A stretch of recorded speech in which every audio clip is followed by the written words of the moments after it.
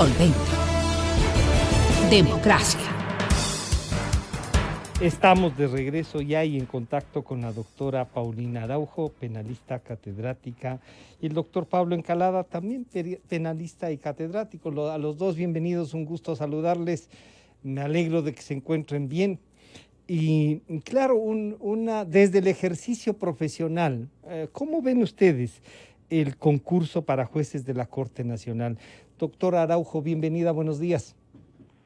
Francisco, muy buenos días, un saludo a todos quienes nos escuchan, un saludo también a Pablo, un honor estar con él compartiendo este panel esta mañana.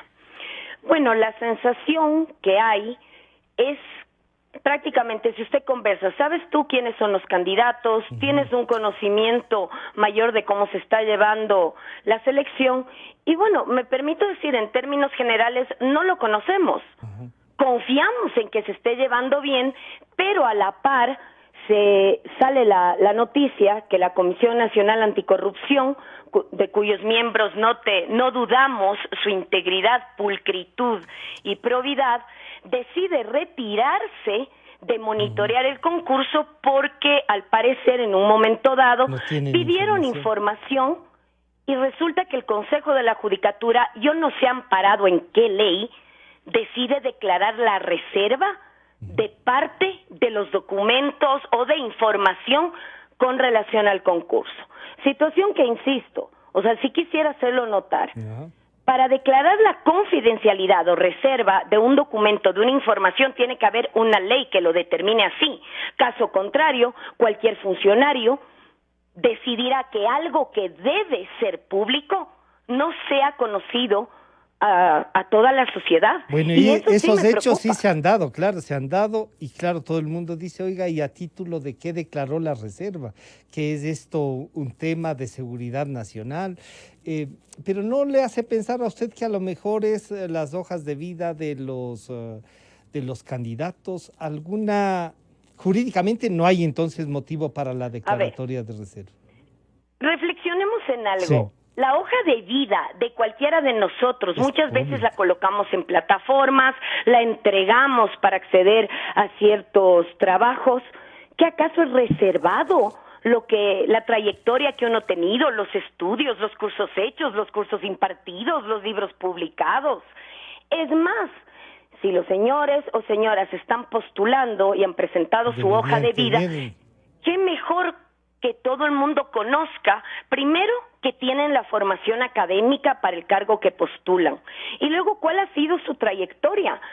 Con todo respeto, si es que fueron las hojas de vida, no tengo un conocimiento puntual de cuál fue la información que en un momento dado el Consejo de la Judicatura consideró que debía ser reservado. Pero si son las hojas de vida, que entiendo yo es lo que están estudiando, entiendo que esa es la parte medular de un concurso de oposición y méritos para ser juez de la Corte Nacional, entonces yo no entendería qué otra cosa se mantiene en reserva. Porque adicionalmente, cuando hay concursos públicos en el Ecuador o en cualquier lugar del mundo, cuando la gente es respetuosa del Estado, incluso presenta declaraciones juramentadas de bienes, las hace públicas a todas las personas, incluso para demostrar con qué patrimonio entra y luego con qué patrimonio sale. De ahí que esa situación de secretismo, insisto, es algo que ya nos pone... genera duda.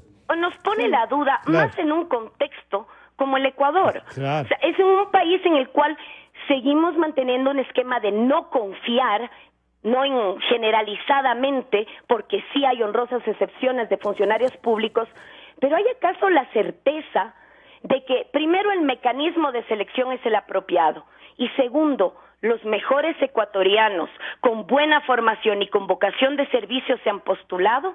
Y claro, ahí permítame... tenga presente eso. Claro, permítame entonces saludar a Pablo Encalada. Doctor Encalada, bienvenido. Pablo, un gusto. Bueno, estas primeras, reflexiones que hace la doctora Araujo la hemos hecho también los periodistas.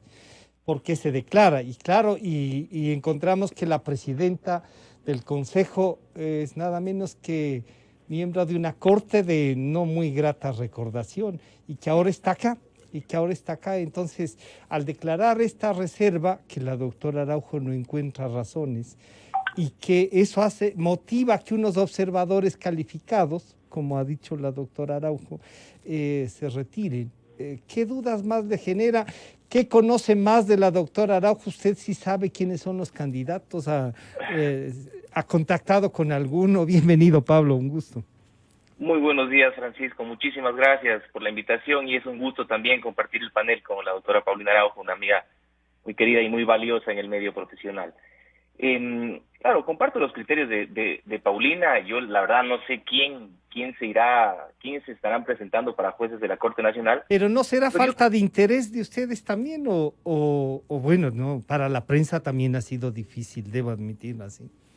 Francisco, es que hay una cosa, la prensa siempre está en donde está el interés ciudadano, donde está el interés público. Y en este concurso a la Corte Nacional, lamentablemente no ha habido un interés público, y esto tiene una explicación. Claro, y es por ello que los medios de comunicación tampoco le han prestado mucho interés. No hemos tenido acceso. Pero digo, Francisco, no como un reclamo a los medios de comunicación, sino como un reflejo del poco interés que despierta el concurso para la Corte Nacional de Justicia. En cualquier país democrático del mundo, un concurso de estos, o inclusive en el propio Ecuador, como sucedió en años anteriores, un concurso de estos levantaba muchísima atención, todo el país pendiente de quiénes van a ser los jueces de máxima instancia en el país, y los abogados también, muy pendientes, quizás interesados en participar, pendientes de quiénes van a estar integrando esta sala, porque quienes van a marcar el mapa jurídico del país a través de sus sentencias. Y entonces ese desinterés, que yo estoy seguro que existe, es por algo, ¿no? Y yo creo que nosotros tenemos que reflexionar por qué sucede esto. Y yo creo tener alguna idea de por qué hay esta falta de interés. A ver, cuéntenos entonces, ¿por qué cree usted que esta falta de intereses será porque nos hemos dirigido a unos temas que la corrupción rebasa, pero que hay que tomar en cuenta que quienes van a juzgar todo esto que ha rebasado van a ser los que vienen, doctor Encalada? Francisco, yo creo que dos principales razones por las cuales hay muy poco interés por este concurso para la Corte Nacional de parte de los abogados. Y esto tiene que ver con la poquísima independencia que tiene el Poder Judicial y particularmente la Corte Nacional de Justicia. Porque yo creo que de alguna forma sí se ha recuperado la independencia a niveles inferiores, ya sea con la sentencia última de la Corte Constitucional, ¿no es cierto?, que ya no está, digamos que no puede calificar las decisiones jurisdiccionales, esto es importante. Creo que el Consejo de la Judicatura de alguna forma ha quitado las manos sobre el cuello de los jueces y fiscales, digamos, no totalmente, lo siguieron haciendo, pero la Corte Nacional de Justicia particularmente tiene poquísima independencia. Creo que hay muchísimo de los intereses políticos han estado ahí y los jueces lamentablemente han estado muy pendientes de lo que se espera de ellos políticamente. Eso por un lado, la falta de independencia, y por otro lado la falta de estabilidad. Yo creo que cualquiera que piense en la próxima Corte Nacional advierte la posibilidad de que esta no tenga una larga duración. Ahora los jueces, mire usted, Francisco, que los jueces fueron removidos de una manera poco acertada por el Consejo de la Judicatura. Pero algunos no solo que debieron ser removidos, tenían que ir a la cárcel, Pablo. Es que eso también es así. Francisco, no sabe cómo me cuesta a mí defenderlos a los anteriores jueces de la Corte Nacional. Me cuesta defenderlos porque muchos de ellos fueron absolutamente obsecuentes y serviles al correísmo, pero absolutamente. Pero hay que respetar las formas, porque si no luego vuelve otro presidente, vuelve el mismo Correa, y entonces pasamos de metida de mano en metida de mano a la justicia. Tuvimos con Correa de la consulta popular del 2011, 2018 otra consulta popular, y seguramente el próximo gobierno quizás también querrá hacer lo mismo. Entonces, la falta de independencia y la poquísima estabilidad que tienen los jueces de la Corte Nacional hace que muy pocos profesionales del derecho tengan interés en integrar esta alta corte. Doctor Araujo, uno piensa, y yo recuerdo cuando se buscaba candidatizar a fiscal general del Estado, muchos medios, muchos periodistas pensábamos en usted, así, y creo que en algún programa se lo dijimos, usted, ¿por qué no entra? Y decía, bueno, estaba con su doctorado en Argentina, en España, estaba priorizando otras cosas. ¿Por qué profesionales como ustedes también, para que la sociedad entienda, dice, tiene estas mismas dudas de Pablo Encalada y no concursar, o su vocación es más litigante y hay... ¿Por qué no concursar? ¿Por qué no entrar también, doctora? A ver, yo le voy a contar mi historia personal, data de aproximadamente unos 13 o 14 años. Yo trabajé en la función judicial, empecé muy jovencita y trabajé en la segunda sala de lo penal de la ex Corte Suprema de Justicia. Estuve varios años ahí, se abrió un concurso para de ayudante judicial 3, que era donde yo tenía el cargo, aplicar a oficial mayor. Presenté todos los documentos que se pedían en ese entonces. Quienes organizaban el concurso era el Pleno de la ex Corte Suprema de Justicia. Y sufrí en carne propia lo que fue un concurso totalmente viciado. Yo tenía ya una publicación, tenía un posgrado y finalmente me dijeron, no podemos valorar eso porque sería discriminar a la otra postulante que no lo tenía. Bueno, pues, o sea, con todo respeto, pero vea, era muy tirado de los cabellos. Un abogado muy prestigioso en el Ecuador fue mi profesor y él me dijo, Paulina, tienes dos opciones, agachar la cabeza y asumir que así es y que los concursos ya están dados a una persona y que el hecho de que los convoquen no es más que tratar de en forma hacer ver que supuestamente es legal, pero esto ya está asignado. O puedes poner un reclamo ante el Pleno de la Corte Suprema de Justicia de ese entonces. Yo opté por poner el reclamo. ¿Qué me supuso? Que tuve que renunciar a la función judicial. Entonces, si usted me pregunta por qué yo no me presento a un concurso, clara y directa se lo digo, porque yo no creo en los concursos. Sé que tal vez puede ser una visión bastante pesimista. De la experiencia, claro, pero uno podría también pelear para que esto no siga sucediendo. Y ustedes lo han hecho desde la opinión pública, ciertamente, ¿no? Y mire, la situación de Fiscalía General, yo me pongo la mano en el corazón, Francisco, y le digo, para mí ser fiscal general del Estado me supone primero ser la élite del derecho penal de mi país, de quien, si bien me podrán querer o no querer, nadie dude que al menos uno ha estudiado, ama y respeta el derecho penal. Y adicionalmente yo considero que hay que tener la suficiente experiencia para acceder a ese cargo de tan alta envergadura. Yo pienso eso. Si usted me pregunta a mí, yo no considero tener todavía la formación necesaria para asumir un cargo. Si usted dice eso, imagínese, pero entonces ahí estamos en un tema, y voy donde Pablo, en un tema donde, claro, si Paulina Araujo dice todavía no estoy calificada, entonces, ¿qué? Los fiscales y los jueces que tenemos es porque no pueden litigar y porque no pueden ganar y buscan un puestito, doctor Encalada. No creo eso. Yo también estuve en la Fiscalía General del Estado muchísimos años. Yo no creo que Paulina no tenga las condiciones para ser fiscal general. Me parece que está totalmente calificada para ese cargo, pero sí comparto en algo lo que dice Paulina. Me parece muy importante porque es muy reflexivo y quizás un tanto crítico, ¿no? Y creo que sí, a esos altos cargos, me parece que es importante la experiencia. ¿Y llegar más asentados? Yo creería que, al menos para ser jueces de la Corte Nacional de Justicia, habría que haber recorrido ya un largo camino, como sucede en otras latitudes. Donde el honor de ser juez de la Corte Nacional de Justicia va más allá del salario, ¿sí? Exacto, va más allá del salario y es quizás para terminar la carrera o para dejar toda la experiencia que uno tiene. Pero sí, también otra cosa, yo le decía, para mí las cosas más importantes es la falta de estabilidad y la falta de independencia, pero Francisco, quizás no pueda sonar muy bien, pero el tema económico también es un tema muy importante. Los jueces de la Corte Nacional de Justicia perciben una remuneración un poquito superior a un juez de primer nivel. Yo creo que los jueces de primer nivel, los fiscales de primer nivel están bien remunerados. Es una remuneración la que función judicial está bien remunerada ahora. Los secretarios, sí.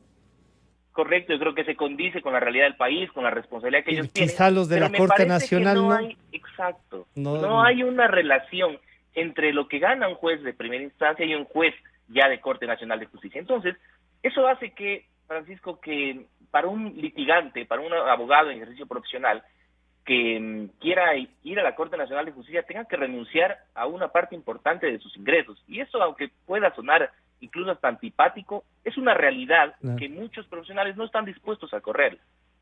Y también esa exposición pública, ¿no? Esa exposición pública que a algunos no les importa, pero que cuando se hace, como decía la doctora Araujo, ahí está mi hoja de vida, mis publicaciones, lo bueno, lo malo que se ha hecho, eso va con los candidatos. Doctor Araujo, si estos candidatos que están y a los que no estamos, digamos, con acceso para conocerlos, uno diría, ¿qué deben tener para que a lo mejor el proceso, hay una parte reservada, podrá ser a lo mejor las calificaciones, los exámenes? ¿Hay alguna parte de este proceso y qué deben tener los candidatos, doctora Araujo? A ver, creo que, si no estoy mal, parte de lo que se quería garantizar, quizás una reserva, era el comité evaluador o un comité que va a seguir el concurso. Me parece que el Consejo de la Judicatura, ante ciertas críticas que se dieron, ayer algo colocó en la plataforma web con las hojas de vida del comité evaluador. Pero quitando eso, créame que más allá del procedimiento de nombramiento para los altos funcionarios, a mi criterio, ¿qué se debe esperar de un juez y de nivel de Corte Nacional de Justicia? Primero, tener una formación para la sala, para el ámbito del derecho a la que va a acudir. Si va a sala penal, obviamente tiene que tener conocimientos de derecho penal y conocimientos sólidos, porque al fin de cuentas, si van a evacuar, por ejemplo, recursos de casación, tienen que tener total prolijidad en analizar errores de derecho. Es decir, una muy buena formación. Muy buena formación que debe ir de la mano también con vocación de servicio. Fíjese que sea desde el juez de primer nivel hasta juez de Corte Nacional, si son personas que no se dan cuenta que atrás de cada expediente hay un ser humano pidiendo justicia, mire, este pequeño detalle, usted sí puede encontrar honrosas excepciones de juzgadores que sí tienen presente eso, que no están ante meros papeles que tienen que despachar y hay veces que usted nota que les pesa el trabajo. Para mí la vocación de servicio, el saber que la prontitud, la celeridad, la igualdad en el tratamiento de las causas es fundamental. Adicionalmente, ¿qué deben ser? Personas valientes. Usted ha visto sentencias que los jueces ya llegan al punto de decir que se callen los medios, que se callen porque les presionan. Exigir Cuando, respeto. señor, usted sea valiente, tome la decisión en derecho más allá de lo que las redes clamen. Para eso usted es juez. Si es gente timorata, si es gente que está pendiente más de lo que dicen de ellos en las redes sociales, o aquellos que pretenden que tienen que ejercer el cargo atrás del Twitter o dando ruedas de prensa, disque de todo lo bueno que han hecho, es decir, accedieron a ser jueces, fiscales o lo que usted quiera para tener un culto a la personalidad, perdóneme, ahí estamos fregados. Mire que estos dos últimos puntos que yo le he mencionado, nada tiene que ver con lo académico. Sí. Es más, tenga usted presente, el Ecuador también es un país que ha tratado de fomentar que la gente se especialice, que tenga más estudios, pero no todos los documentos que se presentan como titulaciones, no todos válidos, tienen la misma calidad. Y por más títulos que tenga una persona, si no tiene calidad humana, vocación de servicio, valentía para resolver las causas, y más bien está el vaivén de lo que digan de él, lo que dejen de decir, de complacer a un sector de la sociedad, destrozando la justicia, esa persona es peligrosísima. Claro. Doctor Encalada, entonces, ¿qué debería hacer este consejo? Que, repito, vuelve a caer en algunas cosas, ¿no? Y siempre tiene, lo que ha dicho la doctora Araujo, a través de una rueda de prensa, responder a cosas que son mediáticas, que están pasando este rato, que no ha podido hacer un seguimiento anterior y permite que pasen las cosas. siempre recuerdo la presencia de la presidenta en esa corte y digo, es que no hemos podido cambiar. La señora presidenta del Consejo es de estos 14 años de vergüenza que tenemos, doctor Encalada. ¿Cómo hacer para que esto se publicite? ¿Qué debemos pedir? Francisco, tenemos un sistema de justicia muy débil, ¿no es cierto? Eso ya lo sabemos, siempre tan cooptado por el poder político. Entonces, si este concurso para Corte Nacional ya era muy difícil de llevarlo por el poco interés que iba a haber, el Consejo de la Judicatura tenía que tener alguna iniciativa para promover el interés público, el interés de la ciudadanía o el interés de los profesionales. Y otra vez el Consejo de la Judicatura, lamentablemente, se queda con los brazos cruzados y hace lo simple, convoca al concurso, que inscriban a través de la página web, y no tiene una iniciativa o quizás una actuación de hasta manera para inteligente. darle un nivel al concurso. Pero era sencillo, Francisco, entre otras cosas, creo yo. Por ejemplo, ¿por qué tenemos una Corte Constitucional del nivel que tenemos hoy en el Ecuador y de la cual creo que podemos sentirnos orgullosos? Ahí hay diferentes, digamos, visiones políticas del derecho y políticas también. Con las que se puede discrepar, como ha dicho Paulina, pero que son visiones de derecho. Pero y uno se siente tranquilo porque uno dice, bueno, es el ala conservadora, el ala liberal, pero son jueces de altísimo nivel. Entonces, yo digo, ¿por qué? ¿Cómo llegamos a tener esta Corte Constitucional? Y claro, la elección de la Corte Constitucional pasa por una representación o por una postulación que hacen los distintos poderes del Estado. El Ejecutivo, el Legislativo, el Judicial, etcétera, proponen a los candidatos. Y ya se escoge a gente que pueda representar a cada sector. Primero eso, primero que claro, ellos hacen su propia selección y postulación. Pero además otra cosa, Francisco, que a mí me parece fundamental, y es que yo estoy casi seguro que todos esos jueces, o al menos la mayoría, no se hubieran presentado a un concurso.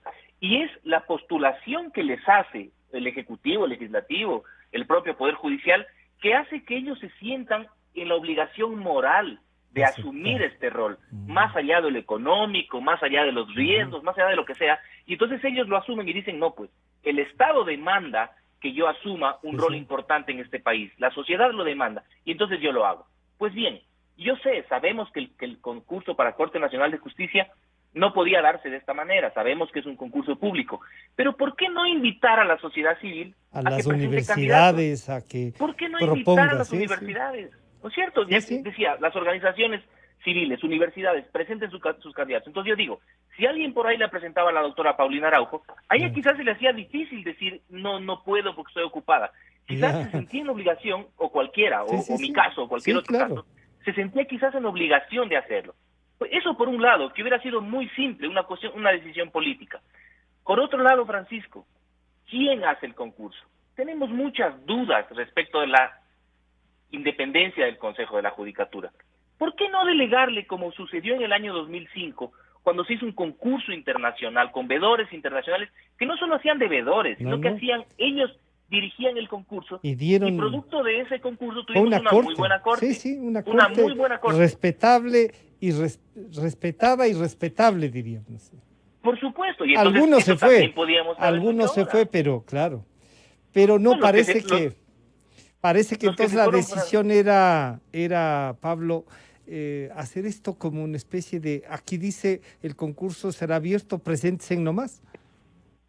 Y es que encima eso, o sea, no hacen la veeduría internacional, no hacen que sea a través de unas postulaciones de organizaciones sociales, de organizaciones civiles, y encima lo hacen oscuro, opaco al concurso. Nadie sabe quién se presenta, nadie sabe cómo califican, y entonces yo al menos no tengo ninguna expectativa de lo que pueda pasar con este concurso para la Corte Nacional. Lo más probable es que tengamos jueces muy similares a los que actualmente tenemos, si no los mismos, porque seguramente ellos son los que están postulando.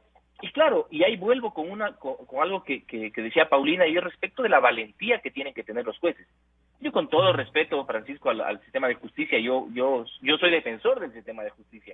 Por eso defiendo tanto la independencia. Pero yo sí le puedo decir que uno de los mayores rezagos y laceraciones del correísmo en la justicia es que dejó un sistema de jueces timoratos. Los jueces tienen terror en su generalidad. A la autoridad tienen terror al poder político, al poder en general, sí. Y eso ha devenido en que aun cuando no hayan intereses políticos en la causa, Siempre tienen terror de resolver causas difíciles. Me ha pasado muchas veces que uno llega con casos complicados de resolverse en derecho, es decir, que desarrollen el derecho, que contradigan, que haya una, no sé, discusión doctrinaria, que puedan desarrollar el derecho. Y lamentablemente la justicia, como tienen temor de ser sancionados, temor de ser quitados del cargo, lo que hacen es la fácil, ¿no es cierto? Dicen, no está bien fundamentado, o no, la fiscalía tiene la razón, y no fundamentan, no motivan, porque son jueces que lamentablemente han sido prácticamente educados en esta lógica de hacer o de no incomodar al poder, de no incomodar al poder. Claro. Doctor Araujo, entonces, uno de la reflexión, uno podría decir, el modelo anterior de proponer candidatos, de no abrir este concurso como que vamos a llenar un oficinista, o como hacían en el municipio, concurso para nombrar secretarios del municipio. Oiga, llegue con un equipo por lo menos, le decíamos al alcalde, ¿no? ¿Cómo va a hacer concurso para que ni siquiera respondan a las políticas que él propone?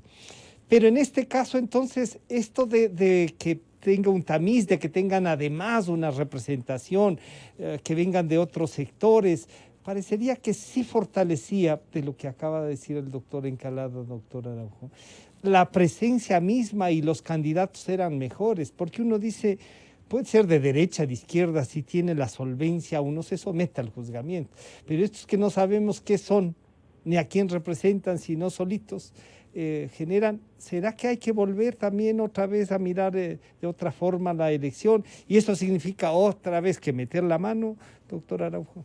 Mire, es que, vuelvo y repito, la situación de nombrar funcionarios públicos, de generar estos concursos, más allá del procedimiento que usted aplique, veeduría nacional, internacional, comisión de académicos que los evalúen.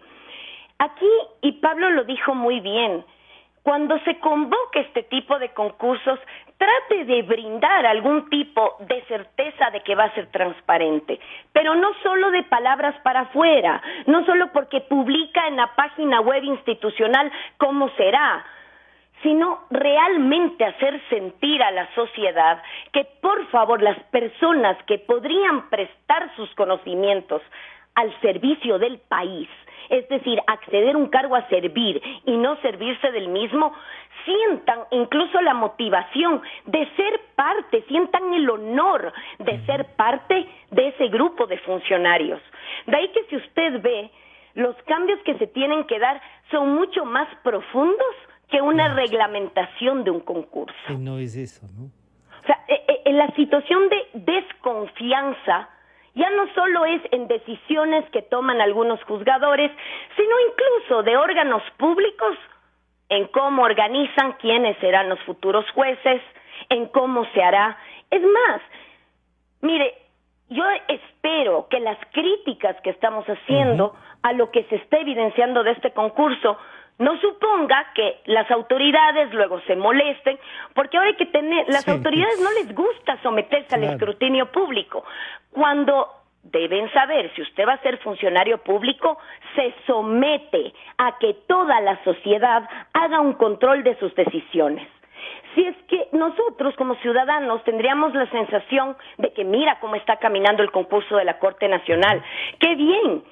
Pero si por ya hay un lado este vemos, tamiz, ya hay estos candidatos, a ver cómo están.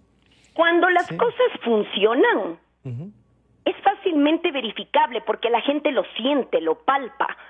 Pero si le quieren hacer creer que funcionan a través de ruedas de prensa, molestos de que ya colocamos en la página, de que cómo molestan, porque a veces uno siente que cuando uno pide información, las autoridades se molestan, no les gusta que les perturben, y eso no está bien. Por eso les digo, más allá, pongámosle mucha atención a este concurso. Sí, es que es indispensable. Pero es hoy por hoy, sustancial. Quienes son jueces, fiscales, quienes están en el ámbito de la justicia y son funcionarios públicos, en esfera en donde estén, son piezas fundamentales para volver a creer en la justicia.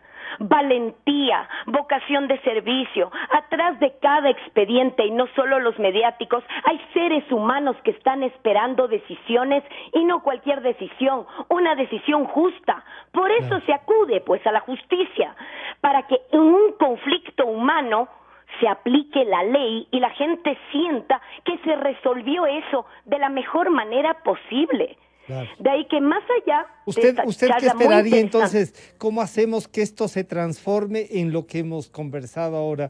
Que este proceso, con las dudas que ya está, se pueda transparentar y hagamos un mejor seguimiento a esa elección. La mejor forma es lo que estamos haciendo ahora. Ya estamos poniendo en el tapete de discusión social para que la gente ponga atención a ese proceso. Lo monitoreemos, lo controlemos. Yo le digo, muy poca gente sabía cuáles eran las bases, los requisitos. A veces el Consejo de la Judicatura piensa que absolutamente todos los ecuatorianos saben lo que es el link de la función judicial, o tienen el interés de seguir el monitoreo. No sabemos cómo serán las fases luego, si serán públicas, cuando de por sí el Consejo de la Judicatura, para acceder a diligencias judiciales, ¿cuántos problemas hay a través de las plataformas virtuales? Sí. Y de todos modos, esperando que todo llegue a buen término en el proceso del concurso, aquí la responsabilidad finalmente recaerá en las personas que postularon y llegarán a ser jueces.